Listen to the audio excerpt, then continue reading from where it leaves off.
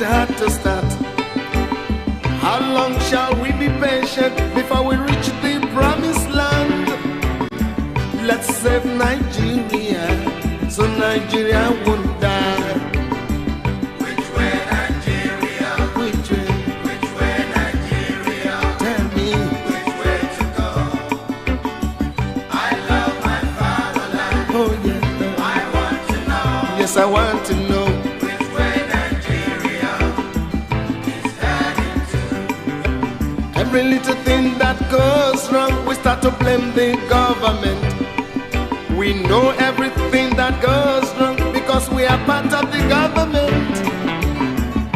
Let's save Nigeria so Nigeria won't die. Which way Nigeria? Which way? Which way Nigeria? Tell me. Which way to go? Which way to go? I love my fatherland. Oh yeah. I want to know. Want to know. Which way Nigeria is heading to? Inefficiency and indiscipline is ruining the country now. Corruption here, there, and everywhere. Inflation is soaring high. Let's save Nigeria so Nigeria won't die. Which way Nigeria? Which way Nigeria? Which way to go? Which way to go?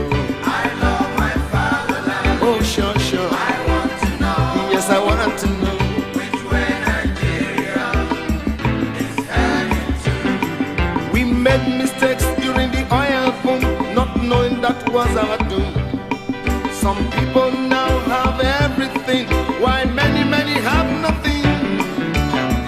Let's save Nigeria so Nigeria won't fall. Which way Nigeria? Which way Nigeria? Which way to go? Which way to go? I love my fatherland. Oh yeah. I want to know. Yes, I want to know. Which way Nigeria is heading to? Green revolution is a reality. Let's give it a chance to grow. Let's join our hands to farm the land so we can have enough food to show. Let's save Nigeria so Nigeria won't die. Which way Nigeria? Which way? Which way Nigeria?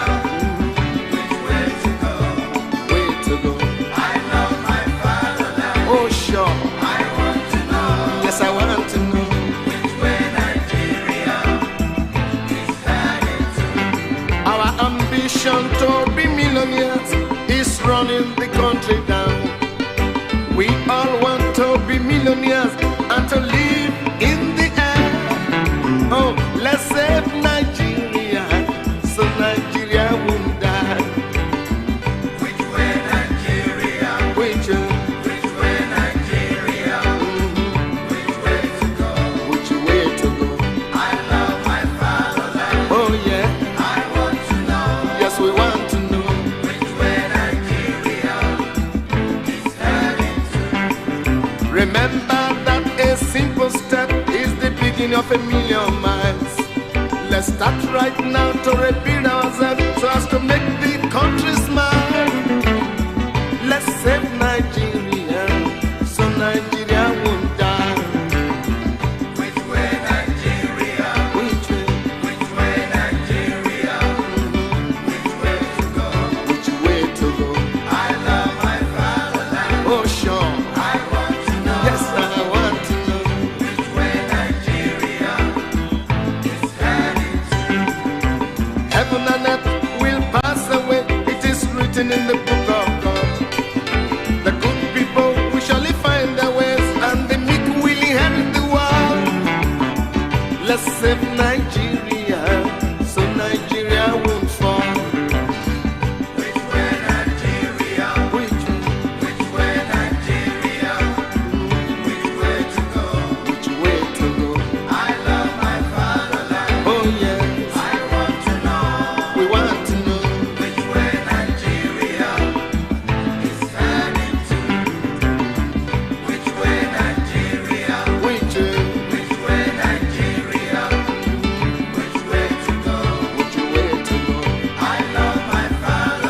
Oh yeah. I want to know Yes, I want to know. which way Nigeria is heading to. One more time. Which way Nigeria is heading to. Let's say Nigeria. Which way Nigeria is heading to. Oh yeah. Which way Nigeria.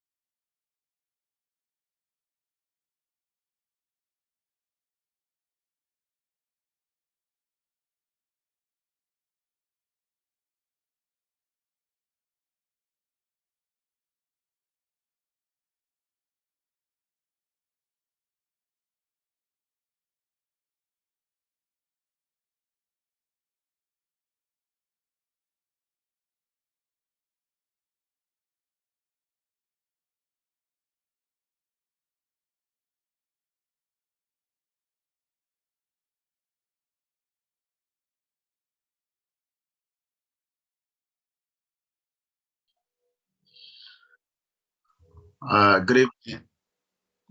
Good evening to those of you that have joined us. I say welcome to Star Radio UK.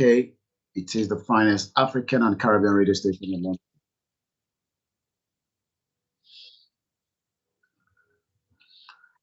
As we're just about to kickstart with the program this evening, we're doing all the sound check from the producer back in the studio.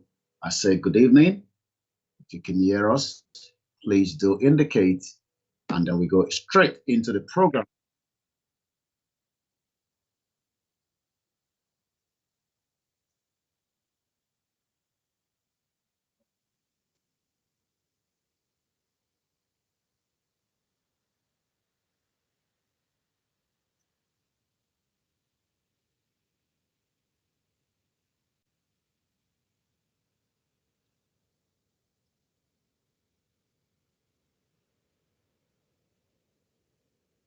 And a very good evening once again,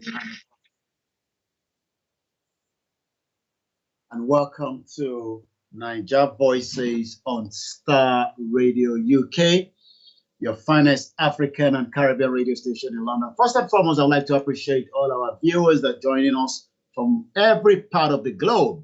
We say good evening and welcome to the finest African and Caribbean radio station in London, where this evening, the 17th day of November 2021, is just coming up to 14 minutes past the hour from here in London. I say good evening to you, Nana. Good evening, watching all the way from Ashanti, Tepa. What's the weather like on the other side of the globe? Good evening to you, Kennedy. Never is already a failed state, which I never love. I know you're discussing, you're talking about Nigeria there. Good evening to those of you watching us from Kenya, South Africa, from Cote d'Ivoire, and from Benin Republic, as we continue to ask the reason why Chief Sunday Adeyemo is still being held in Benin Republic. Quite a lot to review, quite a lot to discuss as you're joining.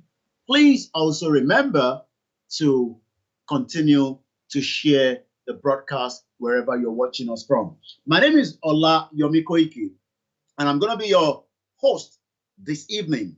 We're going to be reviewing quite a lot because there's a lot happening, especially in the most populous Black nation in the world, That is Nigeria.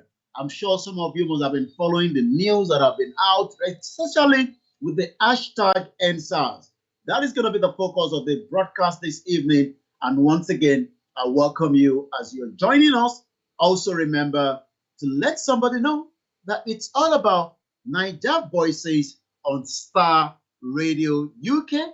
It is your finest African and Caribbean radio station in London. Are we really under pressure? That is going to be my first track this evening. And I say once again, thank you very much to my producer, working tirelessly back as well in the studio. Good evening to you, Elijah Idiatu, for Larry that have also joined us. Good evening to those of you that are joining us on the page and also those of you that are watching us on all different platforms as well. So we monitor the comment as it's coming through as well. But one thing is, sit down, relax. It is a very cold weather down here in London where we are broadcasting from, but be rest assured that we have everything ready to roll the program as well. So once again, who is responsible for the panel result that have come out? I've been able to look into it. I've not read everything completely, but I'm going to be telling you which part might be of interest to you that you might want to focus on, because there is a lot, to review from that particular panel. We all know what happened last year. Nigerians were upset. Nigerians were angry. Nigerians were demanding justice because of the police brutality. We saw images as far back as 2016, 2015, 2014. We thought this government would do everything to curb it. We thought this government would do everything to stop it. But eventually, October, every Nigerian's youth decided to come out on what we know as one of the most peaceful protests. It was very calm, but it became very bloody, but not the word bloody. We now know, according to the Lagos panel, that have been able to tell us exactly what has happened, when and how it all happened. If you haven't seen that report, it's called the Lagos State Judicial Panel of Inquiry on the Restitution for Victims of SARS-related Abuse and Other Matters. It is fully loaded. It's about 309 pages. You might want to sit down and read it through, but we will not be able to read everything through tonight. But I can assure you, I've been able to pick up the particular section that might be of interest to you. Once again, good evening to you, Taiwo Garuba. Good evening to you, Adebanji Martins. Good evening. Okay, I'm told that on the other side we don't have this audio, and I guess the audio is now on for those of you that are listening to us. Sorry about that. We are sorry because there was audio issue, not from the Star Radio, from the other broadcast that we were doing, and I'm sure now that we have audio. So for those of you that are listening to us on other platform, we'd like to apologize for that. About a few seconds audio lost there, but I guess we now have audio now back as well. Thank you very much. Yes, there was another building collapse today. I already saw that as well, but I guess now we have the audio, so we shouldn't have any problem. Now, it is called Niger Voices. I'm sure some of you that have been watching it, thank you very much, Paddy Joko. Thank you for joining us as well. And those of you that have joined from different part of the globe as well. The audio should be good now, so we shouldn't have any problem with the audio.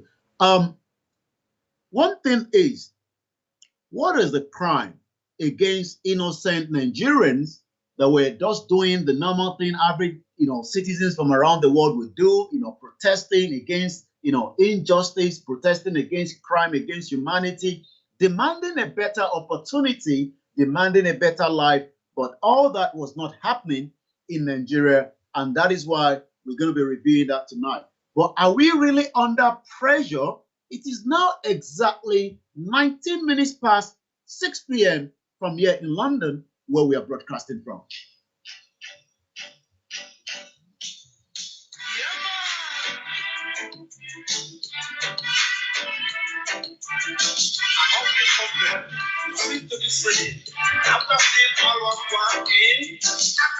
Africa, Africa, Africa. I say good evening as we're settling in. Good evening, Adeboye. Good evening to you and welcome. You say nowhere to go than to go to our nation, Yoruba nation now. That is where I believe as well. You might not agree with me, and I'm saying this because that is just my view, not the view of Star Radio UK.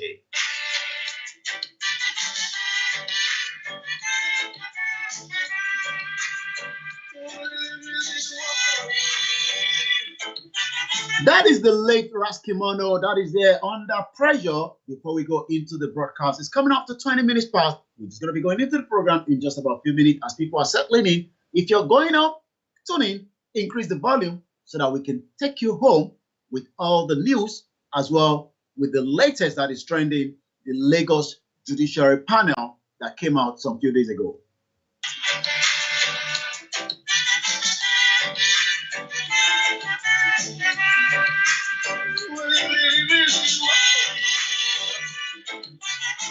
I say good evening to you, Olaleye Omoba. Good evening to you, Duckman Belly. You might want to check your device. Good evening, Ahmed Mamadu. Good evening to those of you that are watching us from Yoruba land. Good evening for those of you that are watching us from Nigeria, from Sokoto to Kaduna, from Oyo to Ogun, from Kwara to Koiki, from Lagos to Osun, from Osun to Ekiti, from Ekiti to Ondo State. I say good evening to those of you in the southeast. Good evening to those of you in the middle belt. Welcome. It is called Niger Voices. And this program has been coming on air since the last 4 years as we continue to strive to make sure that we bring you all the current news happening in Nigeria.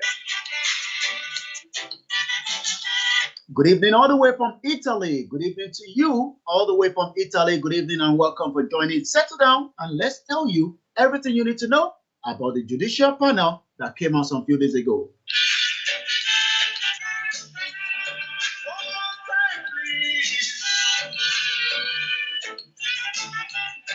Oh, yes. We're going to hear from those that were involved. DJ Switch, she's currently now in exile in Nigeria because last year her life was in danger.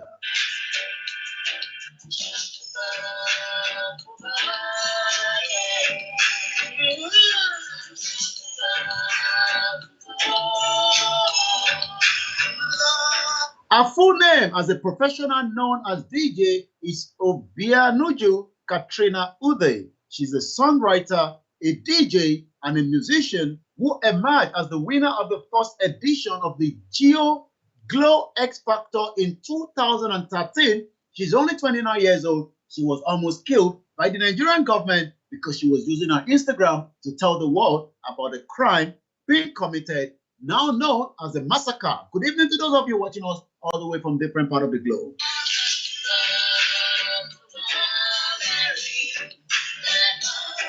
Good evening to you, Razak. Good evening to you, Salami Wale. Good evening to those of you that are watching us from America, from Canada, and those watching all the way in Israel, Russia. We have all our fans from different parts of the globe. Good evening to those of you in Kuwait, Baghdad. Good evening to those of you in Libya, in Ivory Coast, in Sierra Leone, in Libya, and likewise in Benin Republic. Chief Sunday Igboho is coming up to almost 4 months that he's been held in Benin Republic. What is going to happen to the next court case of Mazi Nnamdi Kanu in January? Is the lawyer going to wait till January, or they're going to have to tell the justice that is currently saying maybe she just have to leave because she's not doing the job? Maybe she's a bit partial. We're going to be reviewing all that tonight with just about a few seconds before we go into the program tonight.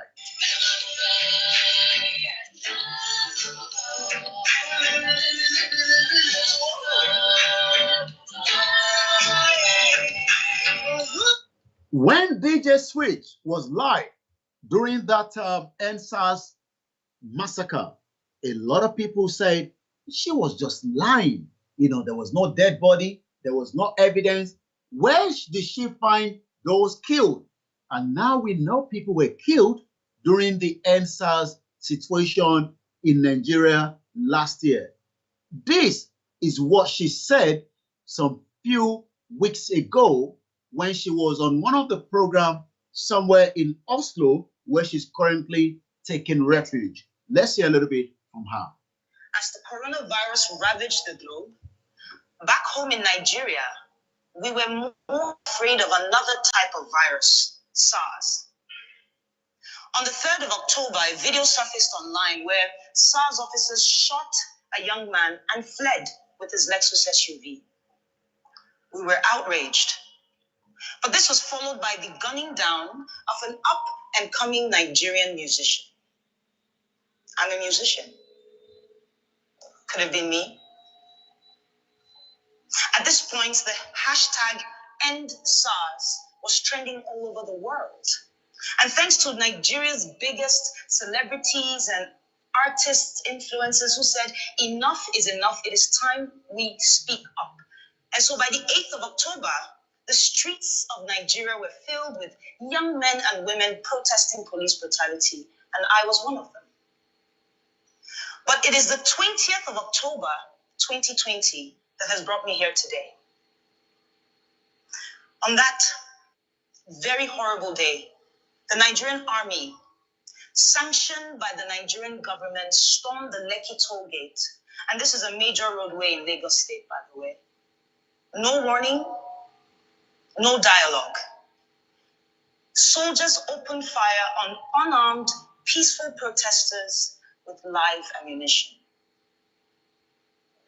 We cried, we braced, and we started to sing the national anthem, just with hopes that they recognize we're not their enemy. It made no difference. As I laid on the floor, I remember a young man, he just jumped on top of my body and he was screaming, "Cover her, cover her." I couldn't really make sense of what the whole thing was about. He was struck by a bullet on his lower back.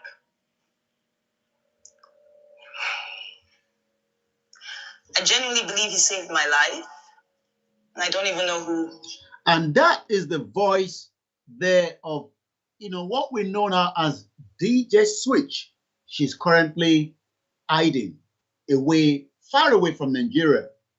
Now, the question now is, what literally led to the massacre in Lekki Tollgate on the 20th of October, 2020?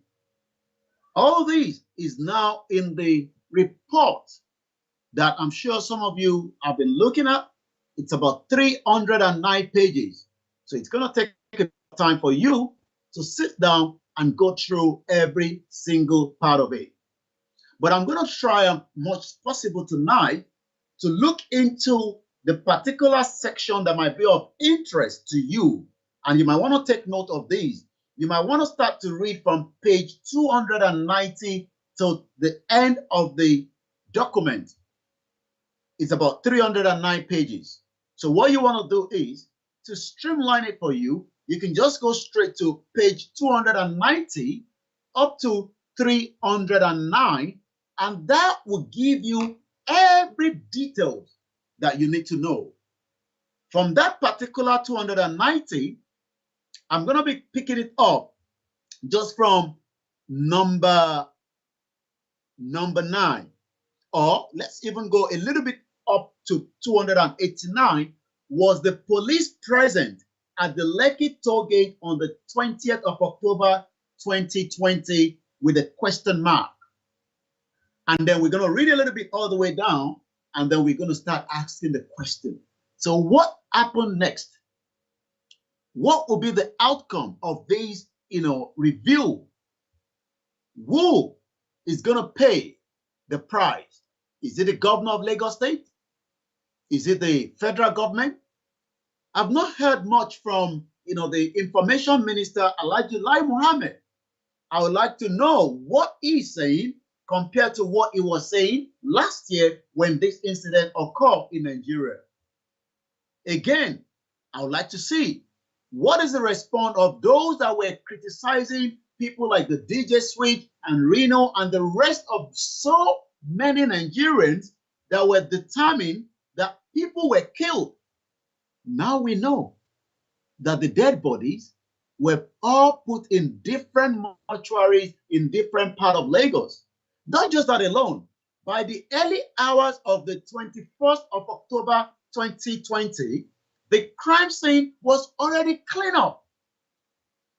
The crime scene that contained evidence was already on a very smooth cleaning because somebody, somewhere, must have told them that that is a crime scene and you need to get it out quickly before the journalists, the independent inquiries might want to come down and see whether there were blood stain on the floor, whether there were, cartridges that were leftovers. All these was already cleaned by those working on behalf of the Lagos State government or the Lagos State governor, Babajide Sanwo-Olu. So the question now is the governor enough to even sit on this panel in terms of, giving it to the next committee to review it? Because I remember when the governor came on air to speak about the NSAS situation then, what he said is different from what we know right now. What the governor said then, like I said, is completely different from what we know now. The governor said nobody died. Was the governor misled then? Was he misled of information in his hand? Or was he part of those that gave the order, for the military to kind of, disperse those giving trouble according to them, rather than trying to review and dialogue with some of these protesters that has been very peaceful until woodlums was allowed to penetrate into them. And these were woodlums using the vehicle belonging to this Lagos State governor or the Lagos State government. Because we saw that during the protest in Alausa with evidence base of people coming up from the vehicle that belongs to the Lagos State government, and they were having all kind of materials to use to destabilize and disorganize people that were having a peaceful protest. So for those of you that are watching us tonight, I would like you to help me out. Who should be held responsible for the massacre? How many people must be held responsible? Even, the national chairman of APC, as at the time, came out to say, why should I be there? You shouldn't be there. That is a toll gate. We are making money from there. Why are you destabilizing it? People can't get to work. They were not actually looking at, the actual problem. Rather, they were running away from the problems. Lekki massacre. What do we know? Let's hear what Babajide Sanwo-Olu, at one of the engagement he had then with those protesters at one of the ground of the protesting ground. Remember, the governor also visited, the Lekki toll gate. Let's hear what he has to say then. Amongst a little list of people that we need to, part of your agenda is we need to get to the family and we need to compensate the family. Am I right? So that we can do, because we're compiling the names and we're trying to get how to reach out to them. One of the things that we are looking an eye on was that Mr. President would say and address the ban of SARS. I mean, there's a lot of noise at the background because as at that time when this was going on, it was addressing the protesters, but they were also engaging, with their echo and their voices. But as at that time, Governor Sanwo-Olu of Lagos State, for those of you that might not know a little bit about Nigeria had 36 states. It was a country that was created by Great Britain in 1914. We have a constitution presently that is a fraudulent constitution. And that constitution is having a lot of effect to people having their own police because we have 68 exclusive lists on that constitution. That is a different case entirely. But Governor Sanwo-Olu last year was even assuring the protester that the President Muhammadu Buhari was going to address the issue. So what went wrong? Were they having too much trouble engaging the protesters? Who gave the order Good evening, Salami Muideen. Good evening, Ario Adetola. Rain Ike says the governor said that nobody died. That is exactly what he said. The governor came out to say nobody died during the answers. So how come now in this panel review that we have, let's hear what the national chairman of the APC, Asiwaju Tinubu, has to say after the visit to the governor last year. We'd like to know why you are here, and there is this rumor that you are in London, you are in Paris. Where are you?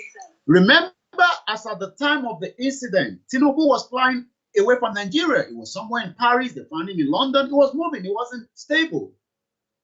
Who gave the order? But this is what Tinubu said last year after he returned back to Nigeria. He visited the governor. And when journalists were asking him the question, let's listen attentively to get what he said then as well. Break your question. First of all, why are Break you here? it. Why am I here? Number one. To commensurate with the governor and sympathize with those victims through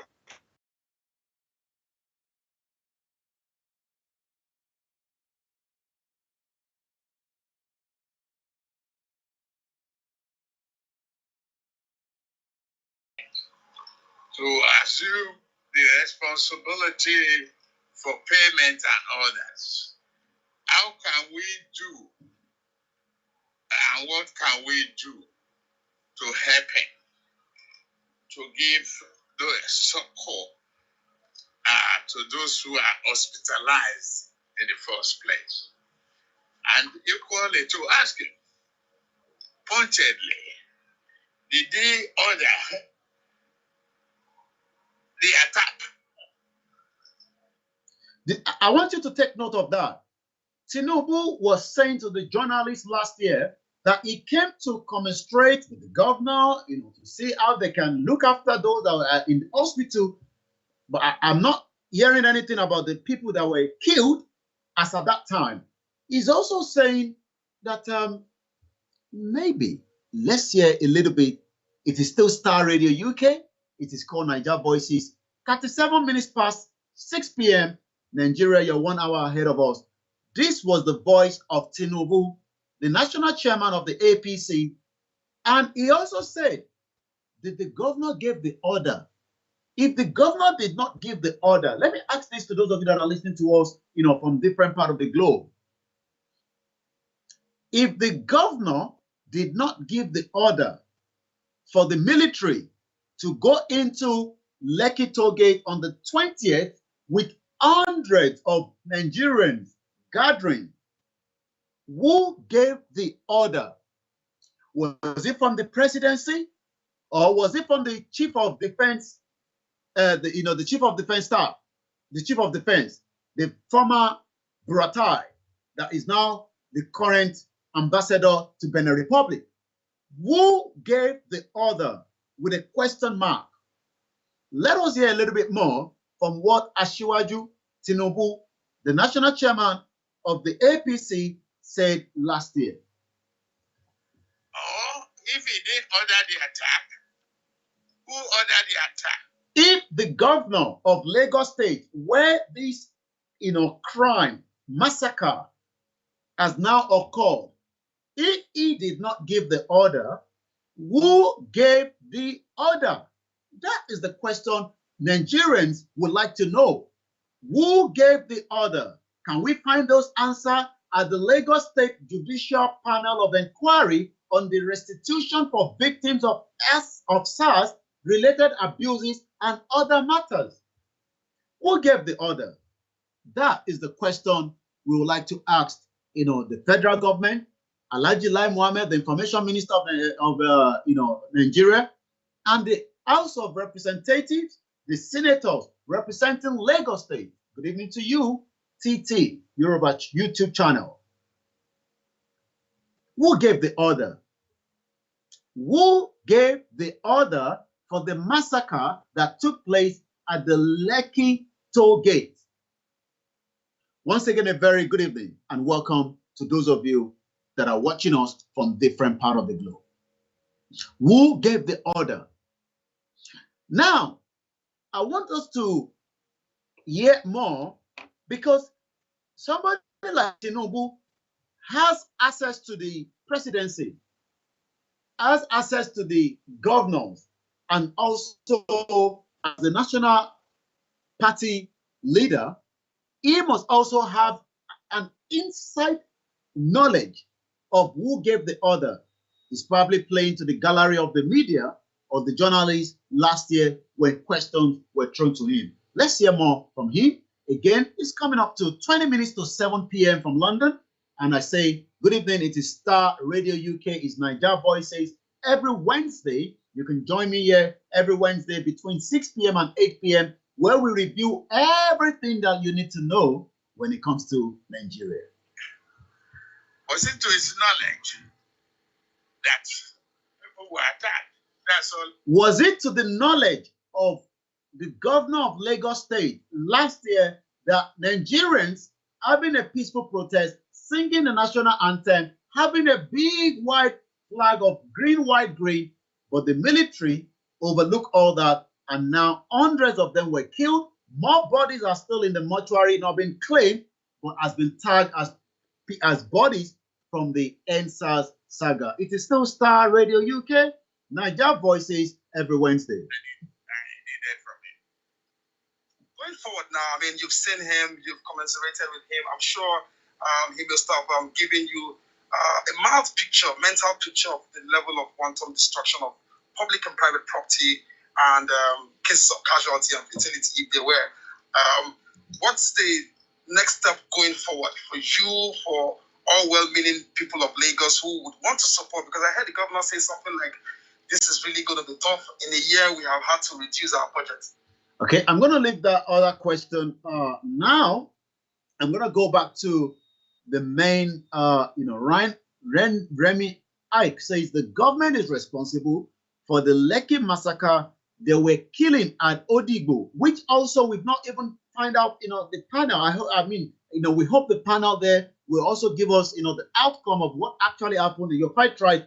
I remember Odigbo as well by Governor Wike. So it was not only in Lekki that the massacre took place. There was so many massacres across Nigeria. And for those of you that might be asking, what happened at Odigbo? And, what is it talking about? Yes, there were killings that also occur, which is also known as the Obigbo. I hope I pronounced very well. Obigbo massacre. And what we know was horrific, bloodshed, massive killings of, again, innocent Nigerians in the southeast. This is a moving story of how Nigerian army inflicted war-grade assault on Oyigbo community in Rivers State, killing many residents and injuring many others. It is another case of gross human rights violation. All this was happening last year, and like I said, justice has not yet been served. Like most bride-to-be, one person known as Queen Inwazo, a 30-year-old, was beside herself with anticipation. A wedding to her fiancé, Monday Bako, was scheduled for next year, February, which would have been this year, and the preparation for the event, was truncated by bullets from rampaging troops of the Nigerian army who were from Nigerian army, which was happening again. That was shot dead on Thursday, October 22, as she and Mr. Bako were trying to lock a latter shot. So not just the Lekki massacre, we're also going to be discussing the Oyigbo, but because we have the panel review of what took place in the Lekki massacre, we will focus tonight, and we hope those panel in Rivers State will work quickly, because this panel in Lagos State took about 9 months They were given the first 6 months, they added another 3 months. So in 9 months, we now know what happened. So I'm now going to go straight into, the conversation. Like I said, page 289 is where you might want to start the conversation if you like to read through. It's about 309. So what I'm going to do now is I'm going to try as much as possible to read a little bit from that. Maybe not everything, but we'll try as much as possible to read a lot. Thank you very much once again, to those of you that are watching us and those of you that are listening to us on all the different platforms from across the globe this evening. It is Niger Voices every Wednesday where we continue, the conversation tonight. So, was the police present at the Lekki toll gate on the 20th of October 2020? ACP Oludotun Odubono, who represented the Commissioner for Police of Lagos State and is the second in command operations of the Lagos State Police Command, stated that the SARS and other tactical units were disbanded on 11th of October 2020. He stated that there were no police officers at the Lekki toll gate on the 20th and the 21st of October 2020. Number B, that from the 14th of October 2020, the Commissioner of Police withdrew all police officers from the toll gate and there was nothing to warrant the use of live rounds on the 20th or the 21st of October 2020 by any police officer. Similarly, the DPO of Maroko Division Police Station, CSP Raji Ganiu, stated that no policeman was dispatched to Lekki toll gate from the 14th of October 2020, that to his knowledge as a DPO, the 20th of October 2020 was not an extraordinary day. He also stated that on the 20th of October at around 8:30 p.m., people came to the station throwing bottles and attempting to burn down the station. That with the assistance of the community, they spoke to them and they left. That he was not armed, but his men were. He was not aware if anything happened at the Lekki toll gate till he saw it on the social media the next day. I mean, you imagine, a DPO said he doesn't even know if anything happened in Lekki toll gate until he was looking at it on social media. What kind of police officer is that? We're talking about a crime being committed in your jurisdiction, and you're saying that you didn't even know about it until you're watching it on the social media the next day, like somebody that is outside Nigeria.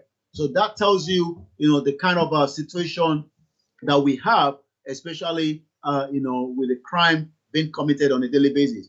Again, he was not aware if anything happened at the Lekki toll gate till he saw it on the social media the next day. That he remained at his station from the 14th of October 2020 and even on the 20th of October 2020, he received no report of any incident at the Lekki toll gate. That is meant to be the DPO that is meant to have, that is representing the particular area of the crime scene. I mean, imagine, for those of you that are watching us from around the globe, let me bring it back to UK. Imagine a crime being committed in Westminster, and the police division that is meant to be representing Westminster is now saying that I'm just sitting in my office, the crime is being committed, I saw it on the social media, I didn't even bother to go there and review it, I didn't even bother to dispatch men to see why people are killing people, because according to them last year, we were told by the Nigerian military that they were probably hoodlums putting on the Nigerian uniform. And these are crimes committed on a daily basis.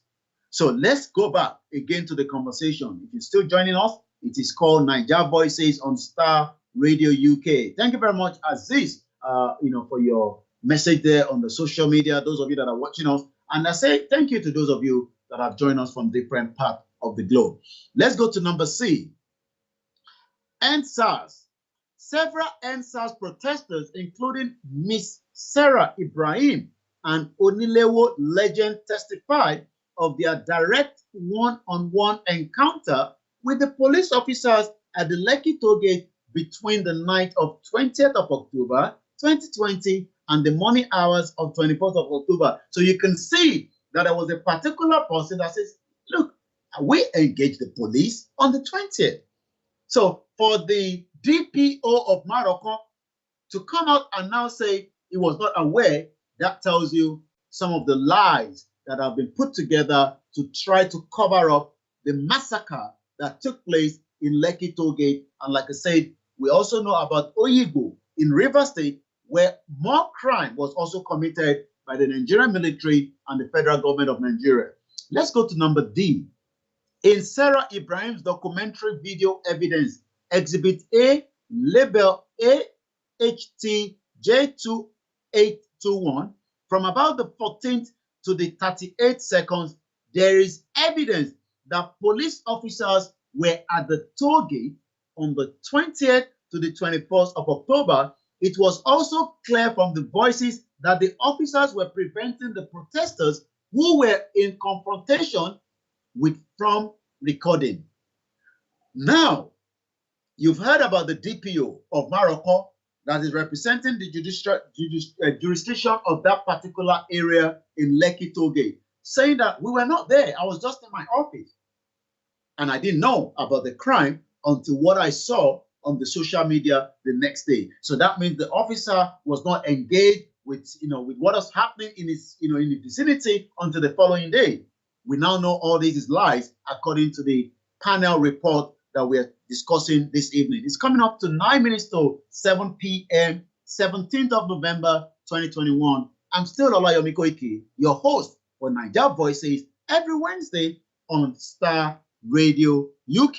It is your finest African and Caribbean radio station in London. It seems Nigeria is truly, really under a serious pressure. How are we going to solve all these? A lot of people are now saying enough is enough.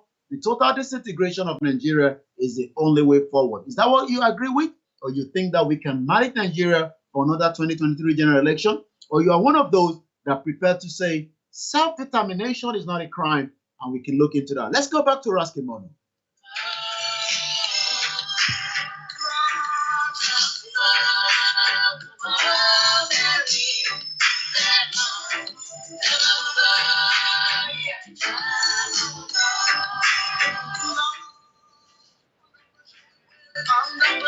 There was a lot of pressure in the Lekki Tollgate massacre and likewise the Oyigbo that took place in Rivers State. So let's quickly continue because of time constraint. Let's go to number E. According to the Premium Times interview presented in Exhibit A, tender by Sarah Ibrahim under 00SA2155, show persons who were interviewed and gave copious account that the police shot in the fashion at the Lekki Tollgate between the 20th and the 21st of October 2020. Those interviewed Sarah Ibrahim also personally pointed out that the DPO of Morocco Division Police Station personally shot someone. Wow. I say, wow. You must read this panel report for you to understand what actually happened during the Lekki Tollgate massacre. It's coming up to 7 minutes past. Nigeria is really under pressure.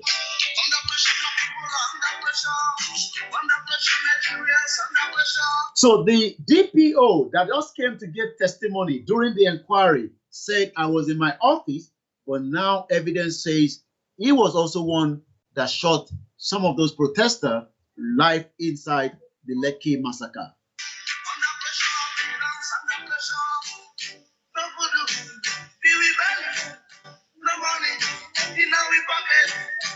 Now let's come back again because of time. Number F, all the above clearly contradict the testimony of both representatives of the Nigerian police force. From above, the panel find that the police was at the Lekki Tollgate on the 20th and the 21st of October 2020, and that it is clear that the Nigerian police were aware of gunshots were being fired at the tollgate based upon the testimony of witness and evidence before the panel.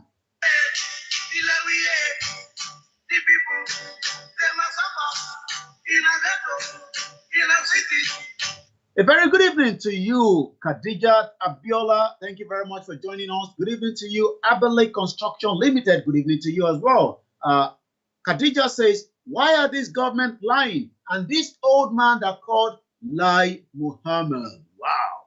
Many injured as another building collapsed today in Lagos. Also, we will continue to look at what is going to be the outcome of the Ikoyi building collapse. Under pressure is Nigeria. Some are crying. Good evening to you. Oyetope Adesanya. Boko Haram gave the order. That's probably maybe what he believes, that Boko Haram gave the order. You might want to expatiate who is Boko Haram so that we can know a little bit much further. Once again, thank you very much to my producer and the sound engineer that are working tirelessly back in the studio. I say good evening to them as well, and good evening to you. Tomorrow is the Property Hour on Star Radio UK. Make sure you tune in. But for now, let's go back to the discussion tonight as we continue to review Lagos State Judicial Panel of Inquiry on the restitution for victims of SARS-related abuses and other matters. I've been reading from page 289, where we are now currently at just number F. All the above clearly contradict the testimony of both the representatives of the Nigerian police force. From the above, the panel finds that the police was at the Lekki toll gate on the 20th and the 21st of October 2020, and it is clear that the Nigerian police were aware of the gunshots were being fired at the toll gate based upon the testimony of witness and evidence before the panel. So the question now is, why is that DPO telling lies? Who should be resigning? Those of you that are watching us tonight, who should resign? Who should be fired? Who should be prosecuted for the crime that have been committed? Who should be persecuted? DJ Creative says, hashtag Yoruba Nation now is the only solution. Remy Ike says, Nigerian governors are evil. They don't have a shame. So is somebody going to resign? Are we going to see people being fired, demoted, under pressure?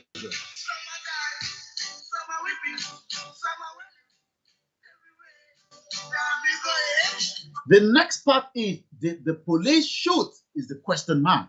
I would like you to sit down as we're driving you home. For those of you that are going home, I say increase the volume, concentrate on the road. It's coming up to Christmas very soon, but we're going to be telling you everything as well that you need to know. Benin Republic is going to be having another peaceful rally for Chief Sunday Igboho on the 27th of March this month. Manchester rally is coming up. For those of you that are living in that axis in Wigan, Lancaster, Liverpool, you want to make sure that you make it down to the mega rally in Manchester. It was a good outturn of the rally in Ibadan last week Saturday, and I hope those rally will be replicated to the other state. As in the next 3 days from now, which is 72 hours, Chief Sunday Adeyemo, popularly known as Sunday Igboho, will be spending 4 months in Benin Republic. Also, we'll be reviewing the case of the leader of the indigenous people of, IPOP, the, Mazi Nnamdi Kanu, that is still being held by the Nigerian government. Not that he was arrested, he was rendition and kidnapped from Kenya. All that we'll be reviewing in the second segment of this broadcast tonight. My name is Olayomi Koiki. It's called Niger Voices. Under pressure is Nigeria.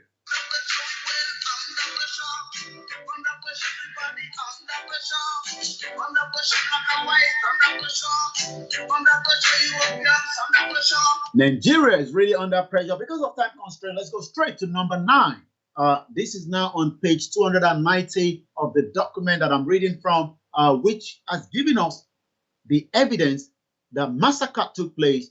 Police were there, the army were there, Nigerians were shot by them, and some of the bodies have never been found as we speak right now.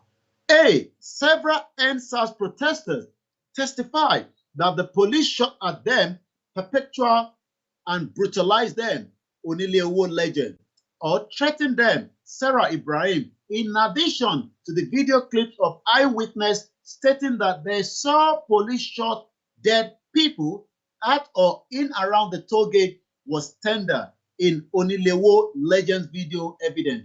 His voice in the background clearly state police are shooting us, and he may die that night.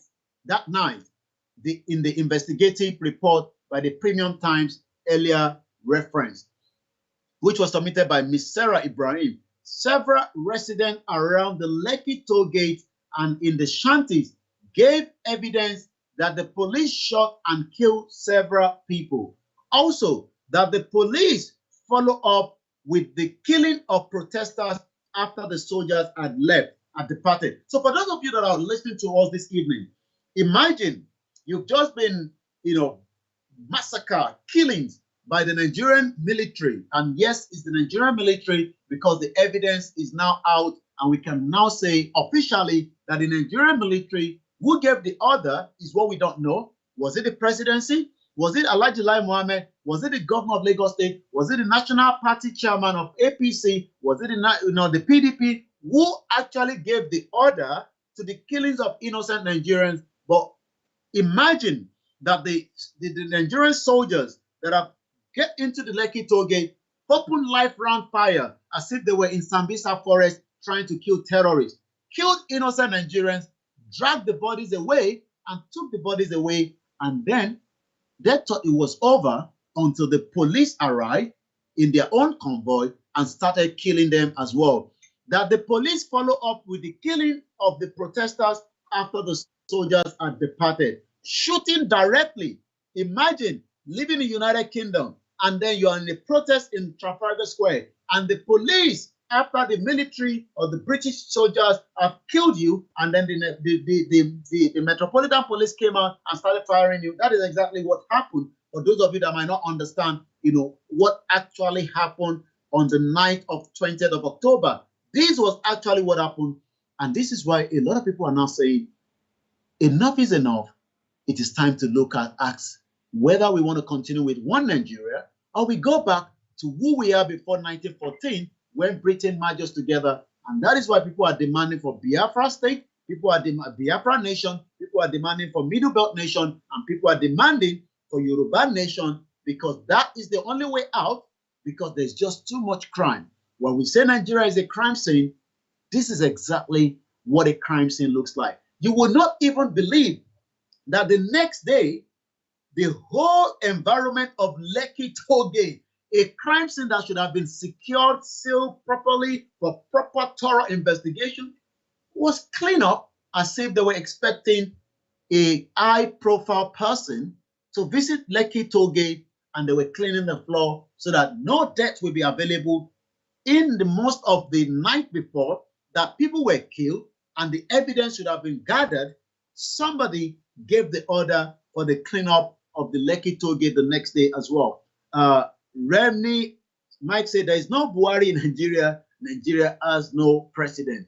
Thank you very much for those of you that are watching as well, and those of you that are still putting up your comment. Put up your comment there, and we will read those comments out as well. Good evening to you, Oluremi Ogabi. Yoruba nation now, no retreat, no surrender. Good evening to you. Good evening to those of you that are watching us from different parts of Nigeria, and those of you that are watching us from outside the country as well. My name is Olayomi Koiki, and this program comes on air every Wednesday between 6 p.m. and 8 p.m. So we have about less than another an hour, because the time now is 3 minutes past. So we're still reviewing the Lekki panel, outcome, and then we can go straight to that the police follow up with the killing of the protesters after the soldiers had departed, shooting directly at the fleeing protesters into the shanties and the lagoon. Imagine people that were running away trying to get into the shanties, and some were going straight into the lagoon,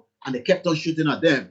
At the Lekki Phase 1 foreshore, close to Lekki toll gate, floating corpse, and some shot directly close to Sarah Ibrahim. So there were bodies flowing in the lagoon because the police were also running after those that were running away, and they kept on shooting at them. This was what was happening on the 20th of October in Nigeria, which we now know as the Lekki toll gate massacre. We also know about the Oyigbo in Rivers State, and we hope the panels will give us the outcome so that we can know exactly what happened.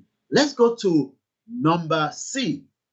On the arms used by the police, the CSP Raji Ganu stated under cross-examination that about 30 station guards had arms that day for the purpose of protecting the station, that there was no record of arms fired. You will know that that is a lie. Nigerian police are liars. You cannot believe anything coming out from these CSP, the CP, and even all those representing them as their representatives in Nigeria. So if anybody's telling you that the police never, even on a normal day, 5 people were killed in Alimosho local government area last week. A police officer literally took out a knife and stabbed a citizen, and then they called for reinforcement, and 4 more people died last week. On a daily basis, the injustice is still being committed. You would thought that since the Lekki massacre, the police would have been retrained. And we also know that last year, during the inquiries where there was so much petition, one petition led to the conversation inside the parliament here in UK, which we now know as the NSAS, UK Parliament had a debate last year on that particular situation. And then we know that even the United Kingdom were also training, giving support to the SARS last year. And a lot of Nigerians were shocked. A lot of Nigerians were shocked. Now, we would like to know the follow-up to that discussion that had over 100,000 Nigerians from around the world petition the UK government to look into the answers. And I can tell you, during that conversation, there was a lot that was reviewed. There was a lot that we end up finding out, because we now knew that the United Kingdom government was also supplying some kind of materials and training facility to the same SARS that were brutalizing millions of Nigerians back home.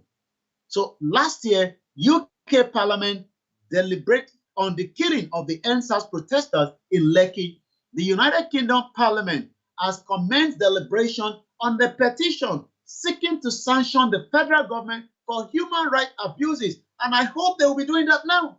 Now that we have this evidence, I hope the United Kingdom will be putting sanction on the Nigerian government for killing of innocent Nigerians by not allowing some of them to come into the UK and freezing some of the assets. This is what we expect the UK government and the Prime Minister Boris Johnson to be doing as quickly as possible, because killings of Nigerians in a massacre should not be tolerated in the 21st century. That is a human rights abuse. That is genocide. And the UK government must now do everything based on what they discussed during that debate in the parliament after the petition reached about 100,000 last year. According to the report then in last year, the United Kingdom Parliament had confirmed it will consider a petition sent to it concerning human rights abuse. It's not just human rights abuse, it was a massacre. Massacre in the glaring eyes of the world. And we expect the Secretary of State that will be traveling to Nigeria tomorrow to meet with the president to start putting sanction on Nigerian government for tolerating killings of innocent Nigerians on the 20th of October last year. This is what we expect from our international community. The petition, which is on UK government and parliament website, accused the Nigerian government and the police that are telling lies. The Nigerian army telling lies, the governor telling lies, the Minister of Information telling lies. Everybody was telling lies that nothing happened, nobody died, because they didn't tell us that they've already had a cleanup of Lekki Tollgate last year. Good evening to you, Fatai Dabiri. And we saw the same incident. Nigerians being killed. We will discuss about Itunu. Itunu was requesting the support of Abike Dabiri, and yet she was left to die in Ivory Coast after 5 months of engagement between her and the Nigerian government. And the question is, are we truly Nigerians? For those of you that say we are Nigerians. And if you are truly Nigerians, who is meant to take care of your welfare, your security, to make sure that your life is secure? those that are meant to do so are the same that have been sent out to kill you. We are really under pressure.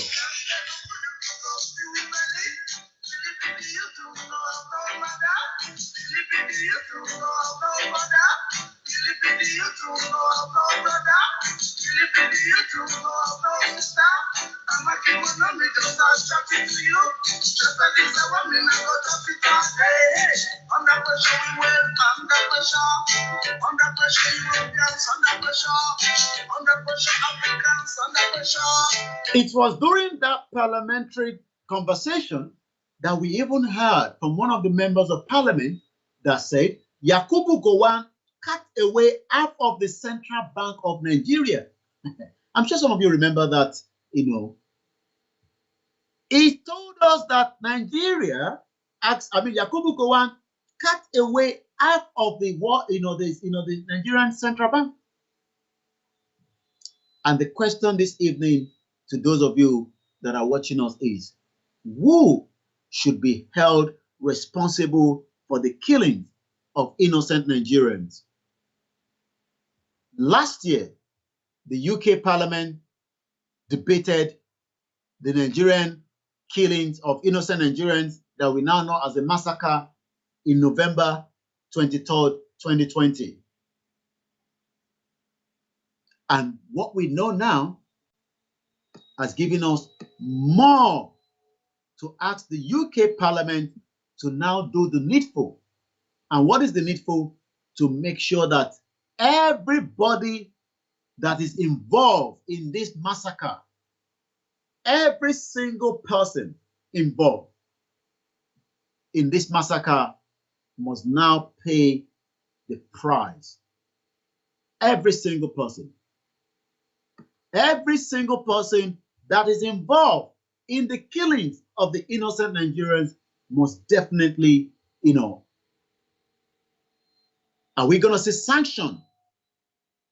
Is the UK government now going to sanction Nigerian government?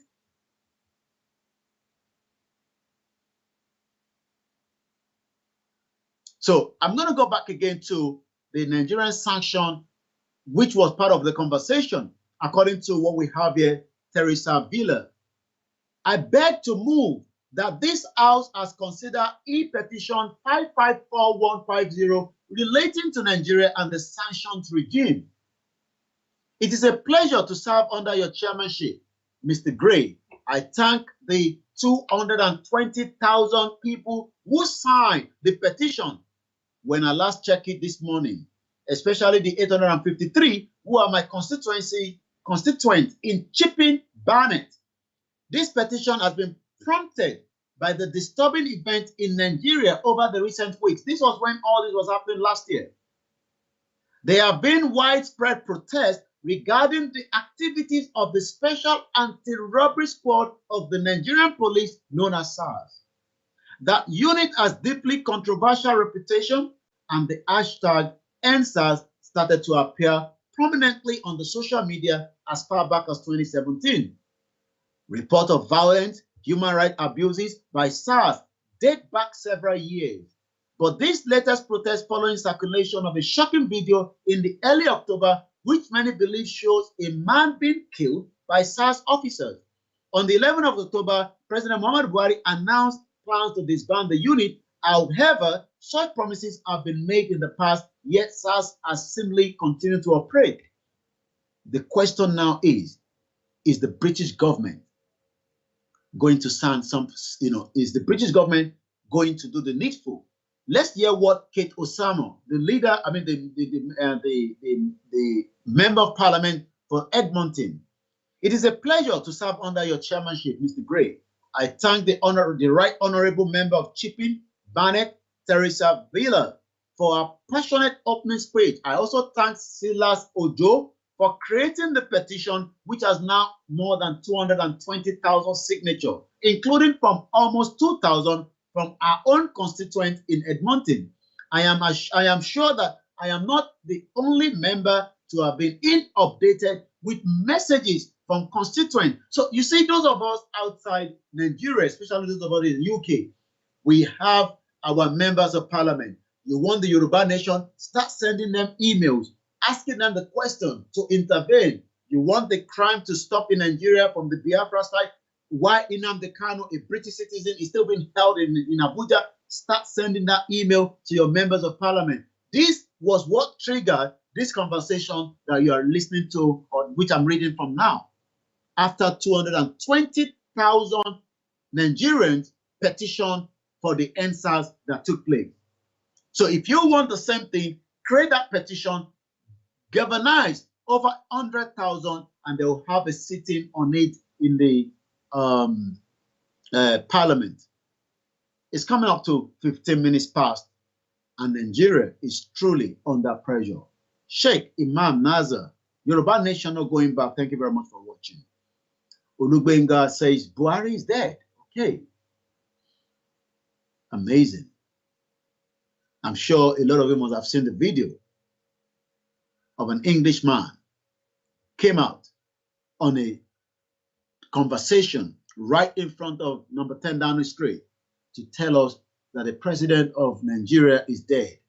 Even the president has sometimes said, well, he knows he's dead because people say he's dead. But and this conversation has popped up again. It needs to be looked into. It's still Star Radio UK, 16 minutes past 7 p.m. Where's the wife of the president, Aisha Buhari? She's the mother with hundreds of innocent Nigerians that were killed. By now, I expect her to have released a statement as a mother herself. Jambele Wilfred Oluwadari says, give us referendum now to save lives. Let's see more comment that is coming through. Waris Jinadu, Yoruba Nation now, key to freedom of bread, crumbs. Yoruba Nation is the key to freedom. Pastor Mo, so sad. Ademola Atonda, good evening, Mr. Koiki. God will take us to our land, Yoruba Nation. Good evening to you. Waris Jinadu, location 419, ballot or bullet is catch 22.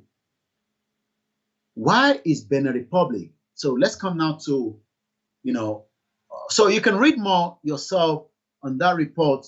We will have it on our website where you can be able to read every bit of that, panel report. Now let's come to Chief Sunday Igboho. Why is it still being held in Benin Republic? What do we know so far? Why is it taking so long for Benin Republic to review, determine whatever offense Nigerian government has come up with, or whatever offense Benin Republic is saying Chief Sunday Igboho has committed inside their country while he was on a transit out of Nigeria because the Nigerian government was after his life? What do we know? So many Nigerians or the Yorubas are asking the question, why is Chief Sunday Igboho, 3 days from now, Chief Sunday Igboho will be 4 months in the custody of the Benin Republic? Wari says, free Mazi Nnamdi Kanu from location 419, extraordinary rendition and extrajudiciary killing. Free Sunday Igboho from the refugee transit status from Benin Republic. Good evening to you, Sunday Okwara. Good evening to those of you that are also on the Star Radio UK. According to more messages coming, Buhari died in February 2017 in London, buried in Saudi Arabia. An English politician confirmed that to us. That is coming from one of the comments. It is now worth looking into this situation where more evidence seems to be coming out on the president of the Nigeria. Could that be imposter that we have as president? What is your take on that? If you have any information that you'd like to share with us, you can send it to us on our WhatsApp or on our email. But let's come back to the conversation. Ahmed, only one better way is Yoruba Nation. Jambele Wilfred says, free Sunday Igboho, free Mazi Nnamdi Kanu, free Omoyele Sowore. Sowore is still being held right inside Abuja. Let's go back. The federal government came up to say, we can negotiate. on the political terms with Chief Sunday Igboho and also Mazi Nnamdi Kanu. There's been a lot of reaction to that. So many people were asking, why should we want to have a political conversation with the federal government on Chief Sunday Igboho? What is your take on that? Should Chief Sunday Igboho and Mazi Nnamdi Kanu start having conversation with the federal government of Nigeria? And what will be the terms and conditions of that? And who will lead that? We know that the AGF says there might be a political solution to Mazi Nnamdi Kanu. It is Starr Radio UK. It is your finest African and Caribbean radio station in London. There has been a lot of reaction to that. 3 days from today, 72 hours, Chief Sunday Igboho will be spending 4 months for not committing any crime and offense, even in Nigeria. 2 people were killed in his house on the 1st of July 2021. The dead bodies, just as the dead bodies of Lekki massacre, has not yet been returned. We saw the live broadcast from Lady K on the 1st of July, just as DJ Switch was broadcasting, just as they invaded the home of Mazi Nnamdi Kanu in 2017, and 17 people were killed, including his dog. Fast forward 4 years down the line, 1st of July, animals, cats were killed inside the house of Chief Sunday Igboho.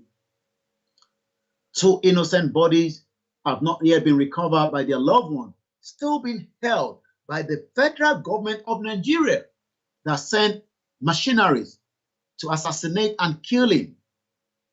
He was able to escape, and that escape led him to a transit to Benin Republic on his way to Germany with his wife. Do you agree that there must be now a political solution to solve the saga between Chief Sunday Igboho and the federal government, or Mazi Nnamdi Kanu and the federal government and Omoyele Sowore and everyone? 2023, let's look at Starr Radio UK clock check on the election that so many Nigerians are now saying is very, very shaky.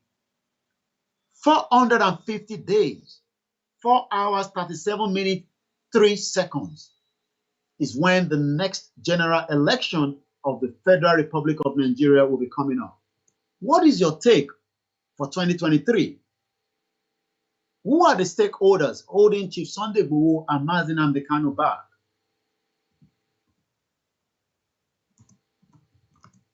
Who are those?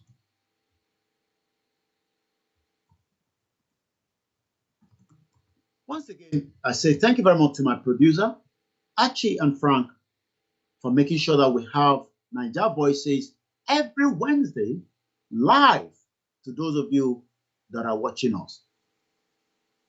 Who is responsible? Who should we hold responsible for the killings? Who should we hold responsible? Let's hear from you. Chief Sunday Igboho will be spending 4 months for offense he has not committed. And we still have a government that says maybe we can find a lasting solution to this issue. What is your take on it? Do you think that we should negotiate now with the federal government? Osira Ken, the Nigerian government are very desperate in all forms. There is something hidden about it. Why is Chief Sunday Igboho being kept against his will? What must we do? The legal representatives, both of Mazi Nnamdi Kanu and Chief Sunday Igboho have done everything. But it seems some innocent person like Chief Sunday Igboho and Mazi Nnamdi Kanu are being kept against their will. Who must we hold responsible? Who must we hold responsible?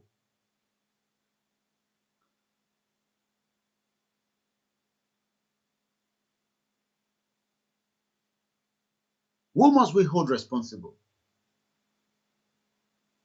You can comment and let's hear from you.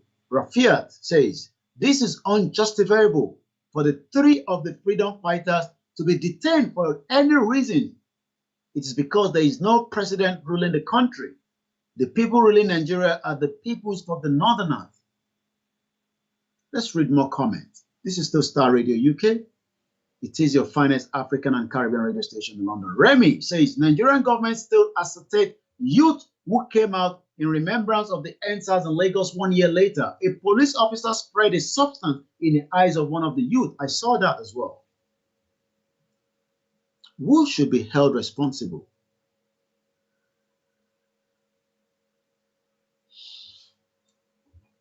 Who is going to be held responsible?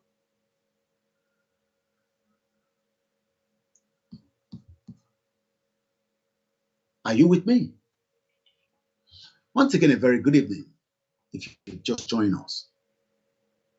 My question is, if Chief Sunday Igboho is still being held there for not committing a crime, what should be the next line of action for Benin Republic? We know that on the 27th, let me get that date properly. We know that on the, also, where is Aisha Buhari? Are you listening to what is happening at Oyigbo Market, where traders have been locked for refusing to pay 5 million by the daughter of Tinubu, the national chairman of APC? The market has now been shut down for almost 2 weeks. Goods have been damaged. Why is all this happening? A mega rally has been put together on the 26th of November at 9 a.m. to 4 p.m. in front of the Embassy of the Republic of Benin in France, in Paris. You'd like to find out more? Plus +3376 9688 875. Is Buratai behind Chief Sunday Igboho as the person representing Nigeria in Benin Republic? Is it the politicians from the Southwest that is holding Chief Sunday Igboho? Who is holding Chief Sunday Igboho from not leaving Benin Republic? Why is in Nnamdi Kanu case how it is without any proper justice? Let's hear from you. It is still Star Radio UK. It is your finest African and Caribbean radio station in London, and this program comes on air every Wednesday between 6 p.m.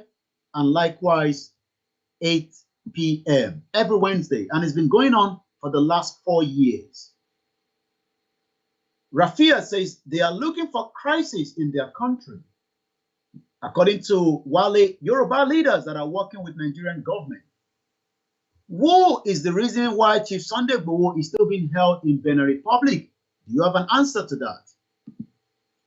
We are just about 30 minutes before the end of this evening program. So we are now looking at why is the case between the federal government of Nigeria and Mazi Nnamdi Kanu and Chief Sunday Igboho, is it going to be resolved amicably? Who should be held responsible? These are all questions begging for answer. A peaceful mega rally has been put together again in Paris on the 26th of this month to support Chief Sunday Igboho.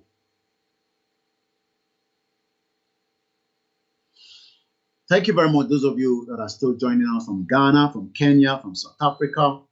Good evening, Adeniyi. What will be the solution? Is it going to be a political solution? Why? Let's go straight into what the AGM, Ilana Modua, came out quickly to say, no, we will not align with that. Kanu's lawyer opposed federal government application for time of extension. Kanu negotiation with federal government on political solution. Is that the way out? Would the Biafra agree to that? Why is the government now trying to negotiate with with Sunday Igboho and Mazi Nnamdi Kanu? Could it be because the election is getting closer? What do we know? What can you tell us? 450 days from today is the 2023 general election. Why federal government should leave Sunday Igboho alone? YCE. The Yoruba Council of Elders, in a press statement, urged the federal government to drop all charges against the Yoruba Nation agitator Chief Sunday Adeyemo, fondly called Sunday Igboho. According to the news, this group addressing newsmen in their secretariat in Ibadan, in Oyo State, the group also frowned at the state of infrastructure in the southwest, accusing the federal government of marginalizing the region. Are we being marginalized? Jamila Yusuf says, I'm tired of this country. Oshira, our demand not negotiable. We want our country back. What is your take on this conversation? Let's hear from you. Let's read some of your comments. Maze Gold, good evening and welcome. Olugbenga Ajayi says, imagine someone who ordered the Lekki toll gate and again being handed over the report. Who is fooling who? Idowu Jose Yoruba Nation now. Sunday Okwara said, good evening to you as well. Good evening if you're watching us from any part of the globe. It is called Niger Voices. It's coming every Wednesday, and you can check everything you need to know about Starr Radio UK. If you like an advert, you'd like to know more, you have a program that is running, and you'd like to have it air on Starr Radio UK, you can get in touch with myself, or you can get in touch with my producer. You can find out everything you need to know by going on our website. It is called starradiouk.com. The star is double I. And there you can find out some of our programs. I remember when Omoyele Sowore came to the studio. I remember having Fela Durotoye. Nigerians did not vote them in. They decided to vote APC. And now we know what APC is doing to Nigerians. Last year, APC decided to unleash massacre, havoc on the lives of Nigerians. Waris Jinadu said, attention, President Patrick Talon of Benin Republic. Release Sunday Igboho from non-political refugee status. Yoruba Nation now. Liberation and jurisdiction, non-political affiliated.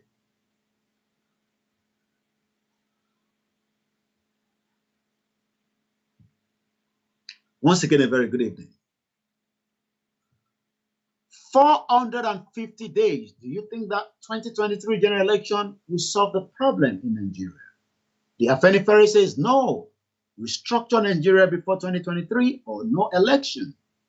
Speaking on Igboho's detention in Benin Republic, the YCE, which is the Yoruba Council of Elders at their secretariat in Ibadan, in Oyo State, Justice Ademola Bakare, retired, said Yoruba Council of Elders has nothing against Igboho's agitation for Yoruba nation. It is his fundamental human right. If the federal feels Igboho has done anything wrong, is supposed to be taken to the court for trial. It is unjust to keep him in custody. Why is the federal government with any other person holding Igboho in Benin Republic? The federal government is wrong, and it is improper to run this country this way. Are we now back to military era? A very good evening to you all. Are we back to the military era, or is it just the situation of things? Let's go back to what Gate petition, the U.S. over alleged state-sponsored terrorism in Nigeria, also tackles federal government on Igboho and Mazi Nnamdi Kanu. Gives two notice to United States Secretary of State to act, threatening to apply for writ of mandamus if no action upon expiration. Wow. It seems more bodies around the world are now demanding that the United States of America must intervene. Let's read this off. A United States-based group, Global Advocate for Terrorism Eradication, GATE, on Friday last week, petitioned the office of the United States Secretary of State, Anthony Blinken. He's going to be in Nigeria tomorrow for a 2-day visit, demanding that the United States government should designate some Nigerian government officials as sponsor of terrorism, alleging that from all available index, what is happening in Nigeria is a state-sponsored terrorism. Do you agree with that? Gates says it is core objectives are to stop the provision of material support, funding, and the prosecutory protection of terrorists by the state actor. So what that means is Nigerian government is the one supporting and the state sponsor of terrorism in Nigeria. In a statement by his principal advocate, Robert Berry, in a 26-page petition, alleged that the Nigerian government was allegedly sponsoring terrorism by carrying out terrorist activities, including training, fundraising, financing, recruitment of terrorists, and terrorist activities. The organization says the Nigerian government officials have deployed the instrumentality of power and are using the veil of sovereignty in knowingly consenting and with malicious intent and allowing and promoting the use of Nigeria as a breeding ground and recruiting nursery for international terrorism activities, contrary to Foreign Relations Authorization Act fiscal year 1988-1989 as amended. Is Nigerian government using Nigerian ground to grow another terrorism activities? Is Nigeria now the next Syria or the next Afghanistan? Now that Afghanistan has been left by the Western world, is the next ground Nigeria, allowing the jihadis to make their way down? It is Niger Voices. You can follow us on Twitter, where you can also tweet and follow us. You can also follow us on the YouTube, and you can follow us on our website. It's called Starr Radio UK. Your finest African and Caribbean radio station in London is exactly 1938, 17th of November, 2021. My name is Olayomi Koiki. Once again, a very good evening. What is happening to Nigeria? Are you worried? Are you concerned? With everything happening in Nigeria, can the 2023 general election hold?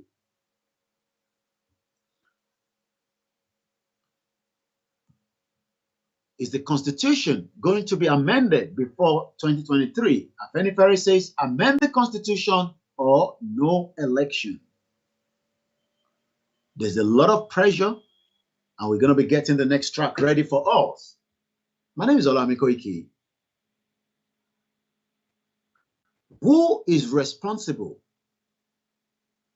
for Chief Sunday Igboho being held in Benin Republic? Who should we hold responsible? Who should we hold responsible? The next track is in the local language, and I'm sure some of you will understand it. For those of you that are not Yoruba speaking, we will see if we can try to translate it. It's called Ikilo. It's called warning. That's the meaning.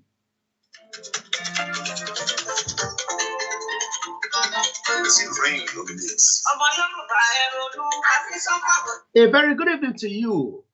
Our mother, Ebun, says the southern leaders and the elders and the politicians are responsible for Chief Sunday Igboho's OSHA predicament. There's nothing to discuss with the Fulani government. All we wanted is our freedom and Yoruba nation. It is not negotiable. Can't love you less. Koiki, thank you very much. Our mother, Ebun, for watching us. Let's read more of your comments from those of you that are watching us on all the platforms. This segment comes every Wednesday. Rafia, our mother as well, says, I do agree to that statement that the government and the politicians sponsor terrorism. So what you're saying is you agree with what Gates, and those of you that might be asking, what is the meaning of Gates? It's called Global Advocate for Terrorism and Eradication. They've petitioned the American government against the Nigerian government because they believe that Nigerian government is actually growing another terrorist operation in Nigeria using the sovereignty of the country and hiding under that. The letter chronicles, I'm going back to reading a little bit more from that. The letter chronicles numerous terrorist activities that establish the compatibility of the Nigerian government and its officials. Some of those acts include providing funds to terrorist organizations. And that might probably quickly remind us of one man is now late. I'm sure you all know who I'm talking about. It's known as Dr. Malafia Obadia. This is what he has to say when he was asked during one of the interviews, then before he died. May so rest in peace. Based on what I'm reading now from these gates known as the Global Advocate for Terrorism and Eradication, have petitioned the office of the United States Secretary. He's going to be in Nigeria tomorrow. Anthony Blink will be in Nigeria for a 2-day visit. But a Global Advocate for Terrorism and Eradication has already petitioned his office. And the reason for that petition is they believe that the Nigerian government and its officials, some of those acts include providing funds to terrorists and terrorist organizations, providing material. Let's hear what the late Dr. Malafia has to tell us. Some of us also have our own intelligence networks. Okay. Have met with some of the bandits. We have met with some of their high commanders. One or two who have repented. They have sat down with us, not once, not twice. They told us that one of the northern governors is the commander of Boko Haram in Nigeria. Boko Haram and the bandits are one and the same thing. They have a sophisticated network. During this lockdown, their planes were moving up and down as though there was no lockdown. Moving ammunitions, moving logistics. Did you hear that? Moving ammunition, moving logistics. Let's hear a little bit more.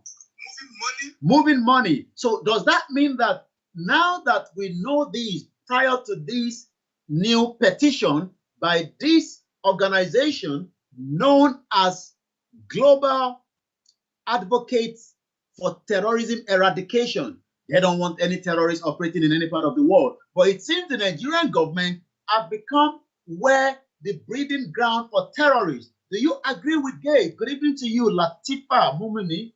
Good evening to you. Welcome to the program. Do you agree with this?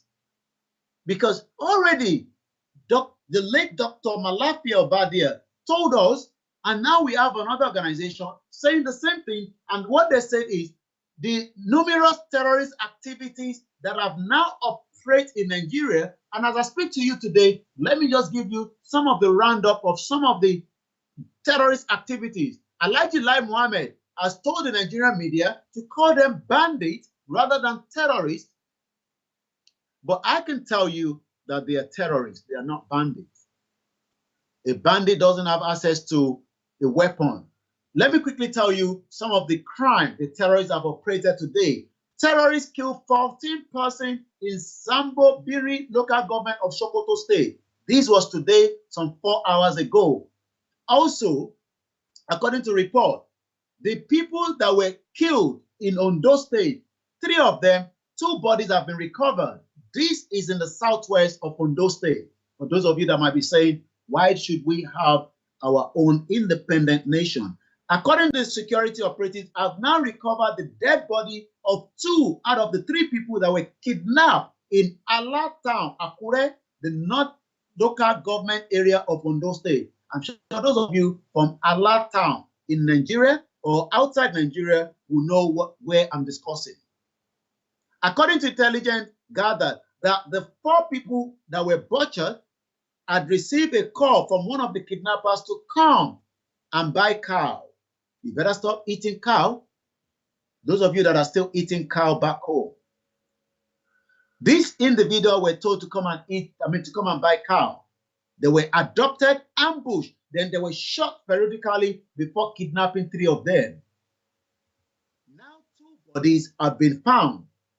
Ondo police spokesman, Mrs. Fumilayo Odunlami, that does not have any power because the power that she would have had is not inside the 1999 Constitution. So if you are thinking that you have a commissioner for police in the Southwest, in the Southeast, in the Middle Belt, you are literally denying yourself of a crime that will be committed and the police will not be there. The police lied during the inquiry that they were not at the Lekki toll gate.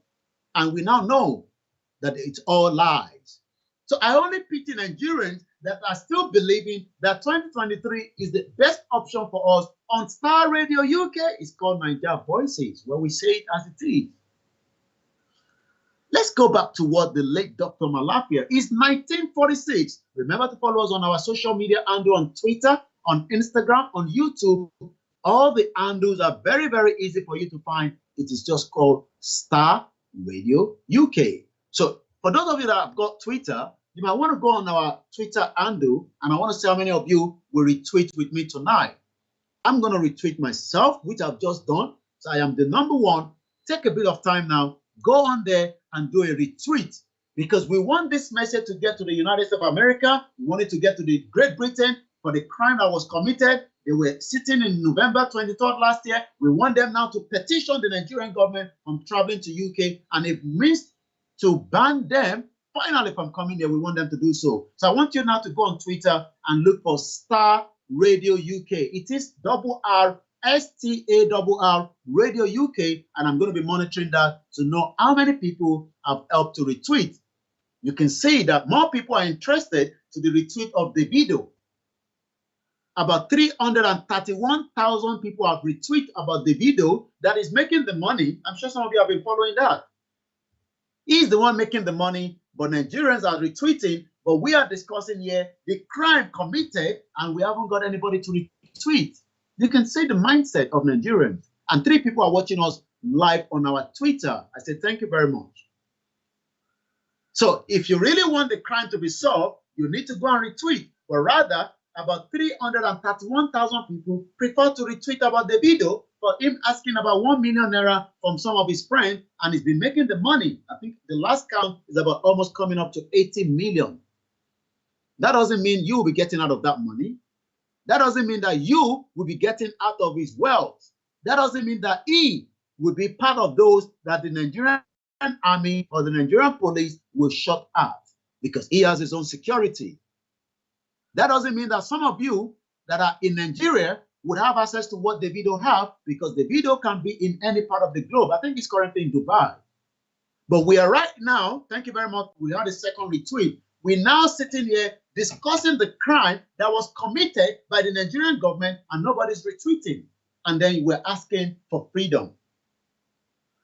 More people are looking at other areas when we are discussing the issue affecting Nigerians now on this platform, on this station, on Starr Radio UK, so that justice can be served to those that released the gunshot. All the military that was involved must now be petitioned to the International Criminal Court, but we are not getting the retweet.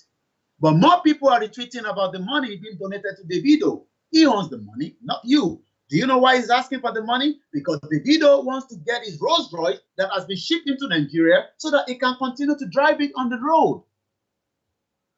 And these are the mindset. And when we talk about it, people say, oh. And this is why we are sitting every day to say, Nigeria is no longer working. This is my own view, not the view of Starr Radio UK, that Nigeria must be disintegrated for us to move forward. Nigeria must come down with a referendum, just as Great Britain had the referendum to exit peacefully out of the European Union without any war. The British were given the opportunity to determine their fate, whether they want to be part of the country called European Union.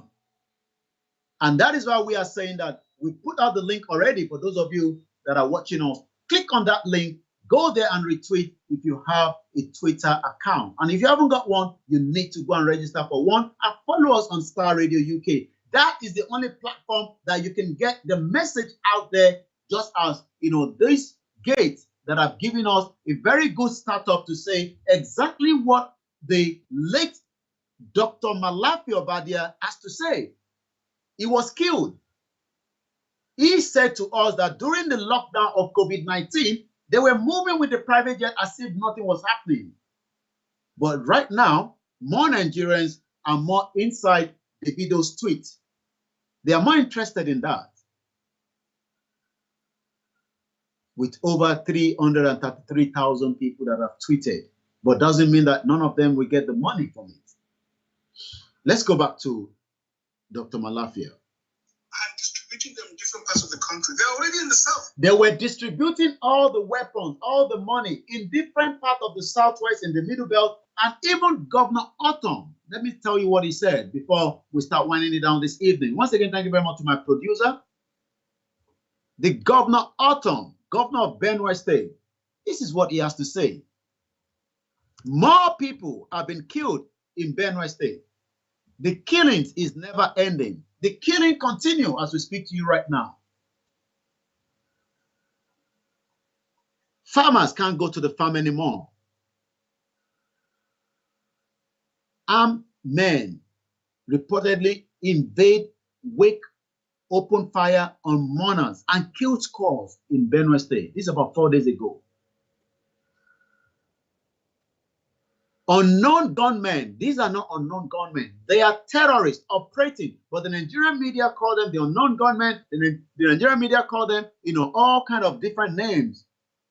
Because the federal government have warned all the media houses in Nigeria not to use the word terrorist on them. So I say terrorists have reportedly attacked Mabayato Mabati Council ward of local government area of Benue State. This was about 4 days ago. It was during a wake-up killing as unspecified numbers of mourners, people that were already mourning, they were being killed more. According to our mother, Rafia, what the British that married us together is still waiting for to grant us freedom before they kill all of us. The killing continues in the southeast. There is genocide happening in the southeast and the world is keeping quiet. Are you also going to keep quiet? If you don't want to keep quiet, that is the reason why we must get the message across different parts of the globe. We must speak to them to let them know that we are being terrorized on the ground in Nigeria as the indigenous people. Good evening, Ruth. Good evening, our mother, Liz Dada. Welcome to the program. We're just about 7 minutes before the end of tonight's program. As we continue to talk about the crime, we started with the review of the NSAS. We talked about Chief Sunday Igboho, Mazinam Dikano, Omoyele Sowore. We talked about the 2 dead bodies that was taken away from Chief Sunday Igboho's house. And as we speak right now, those bodies have not been returned. We are demanding that those bodies be returned back to the family for a proper burial. We review what Dr. Malafia told us before he was killed. Let's hear the final part of it. In the rainforests of the south, they're everywhere. They told us that when they finish these rural killings, they will move to phase 2. The phase 2 is they will go into the urban cities, going from house to house, killing prominent people. I can tell you, this is the game plan. By 2022, they want to start a civil war in Nigeria. By 2022, which is just about some few months, and those of you that are preparing for your Christmas, remember that millions of Nigerians are living in fear. So as you are preparing your loved ones, your family from different parts of the globe for the Christmas that is coming up, let us remember that those at home might not be able to spend the Christmas. You know why? Because there's insecurity in the land. And those that are asking, demanding, and fighting for that insecurity are now being held. I'm talking about Chief Sunday Adeyemo Igboho and also Mazi Nnamdi Kanu and Omoyede Sowore and millions of Nigerians like DJ Switch that had to now run out of Nigeria for a life. DJ Switch literally ran away from Nigeria because her life has now been threatened by the Nigerian government for speaking out the truth. So, as we are winding it down, before I hand over back to the studio, I would like to appreciate every single one of you. But let me just finally say, other allegations, according to Gates, against the Nigerian government are the prosecutorial protection to terrorists. So they are protecting the terrorists by directly engaging in the act of terrorism and extrajudicial killing using the security agency. Gates in the petition accused the present administration of President Muhammadu Buhari that a lot of people are now saying he might be dead. According to a video that is circulating, I'm sure some of you have seen that video, where someone here in UK came out. I'm going to try and play that video next week when we come back on air. We're trying to track down that in the video and see whether we can bring him on Niger Voices on Starr Radio UK to speak to us. That contact has been made already. We'll give more details when we have it. Good evening to you, Olushola Adeshokwe. We're just on the final before we hand over back to the studio. Everybody that have watched that video is now asking that question mark. Is the president of the Federal Republic of Nigeria dead? That is a question mark. Mazi Nnamdi Kanu have been talking about it for years. But someone in UK said another video that is already in the public domain that he is aware that the president of Nigeria died here in London and there's a cover-up. Should we untangle that cover-up? We'll see how we can find this individual to come and speak to us. So we're just about 3 minutes before we hand over back to the studio. So according to Gay, the group stated that the US government designated Nigerian officials as sponsor of terrorism will have far-reaching legal implications, including potentially arrest and criminal prosecution in a federal U.S. court if they visit America. So if the president visits America or the vice president or any of the cabinet, they might be arrested. Is the American government going to do that? We'll have to wait and see. The killing is not stopped. It's a good article for you to go and read. It is worth reading. My question now is, let's go back before we quickly go back and hand over. Tackles the federal government on Igboho and Kanu. Besides, the group said the Department of State Service, DSS, which is the secret police of the Nigerian government, raided the house and killed two domestic staff of a Yoruba Nation activist, Chief Sunday Adeyemo, popularly known as Sunday Igboho. The activist Chief Igboho was protesting the insane killing by the herdsmen in Yoruba land. It also accused the federal government of conspiring with Kenya officials to carry out the kidnap, torture, extraordinary rendition, and continued detention of the leader of the IPOB, Mazi Nnamdi Kanu, the leader of IPOB, who was waged in an effective resistance against the jihadists. Those that are fighting the jihadists are the one now being held, one in Benin Republic, one in Nigeria, or two in Nigeria, Omoyede Sowore and Mazi Nnamdi Kanu. Is there a cover-up to the death of President Muhammadu Buhari? I don't know. We have to find out. In every rumor, there must be a truth. And be rest assured, the truth will be told on this program. It's called Niger Voices.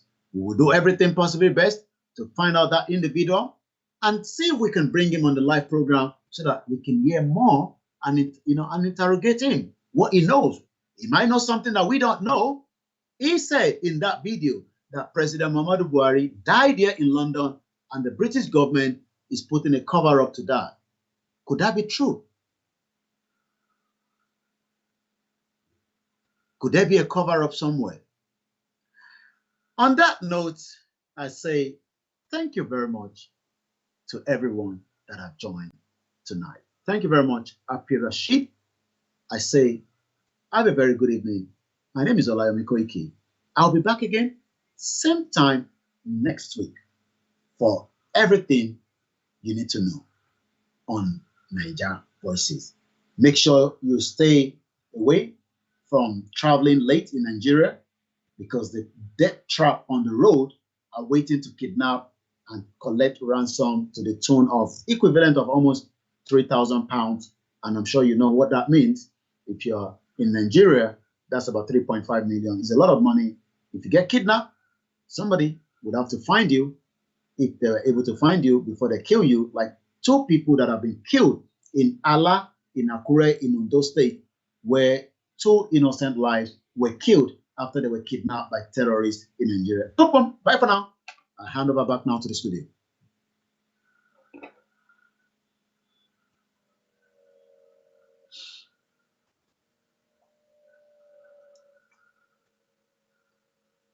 While we're waiting for the studio to take over, next week we will discuss more on Itunu. While I'm still waiting for the studio to take over, let's just enjoy this for now.